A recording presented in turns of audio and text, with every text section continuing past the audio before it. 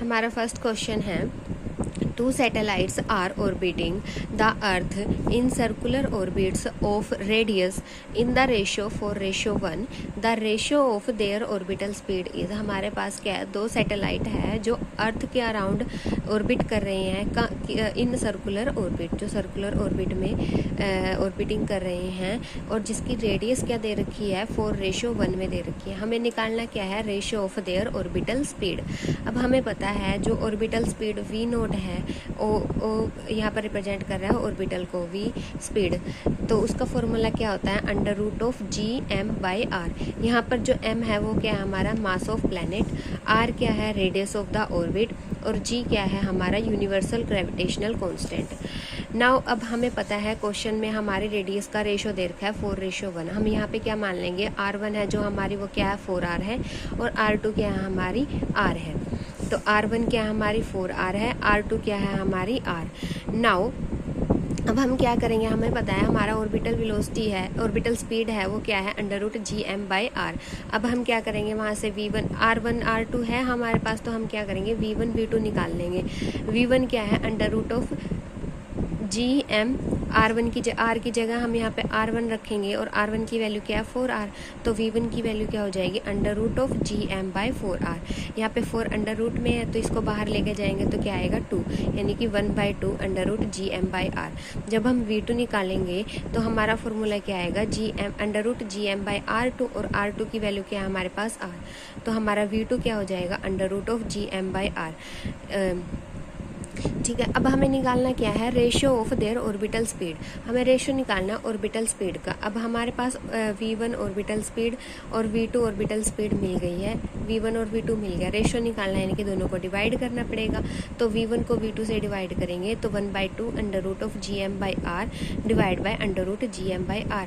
gm/r से gm/r cancel हो गया तो हमारे पास बच गया 1/2, यानी कि 1:2। यही हमारा ऑप्शन नंबर कौन सा है, 4th, ये हमारा आंसर है। हमारा नेक्स्ट क्वेश्चन है, maximum height attained by a rocket with a speed equal to 50% of the escape velocity from earth surface is.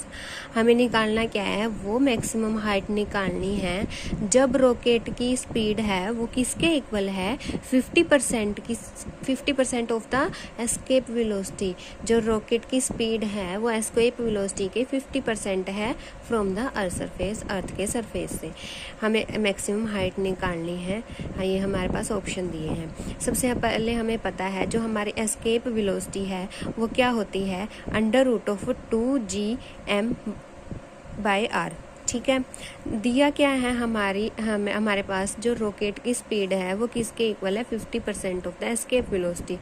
यहाँ पे जो v है क्या है, स्पीड ऑफ रॉकेट किसके इक्वल है, 50% ऑफ द एस्केप वेलोसिटी। तो जब हम इसको थोड़ा सा सोल्व करके देखेंगे तो परसेंट का नाम का क्या करेंगे, हम डिवाइड बाय 100 कर देंगे। इसके कैंसिल आउट करके क्या आ जाएगा हमारे पास 1/2, और ऑर्बिटल वेलोसिटी की वैल्यू जो हुआ है √gm/r, तो यहाँ पे पुट कर देंगे √2gm/r। ये हमारी इक्वेशन 1 है। अब हमारे पास अब हम पता है जो टोटल एनर्जी है रॉकेट की at the beginning of firing is given by जो EB क्या है हमारी बिगनिंग पे जो टोटल एनर्जी है। वैसे हमारी टोटल एनर्जी क्या होती है, sum of potential energy plus kinetic energy. ठीक है। जो हमारी पोटेंशियल एनर्जी है वो क्या होगी रॉकेट की, माइनस का gm capital M small m/r plus kinetic energy क्या होगी, ½ mv²। जो स्मॉल m है वो क्या है, mass of rocket. Now total energy of the rocket at the top will be the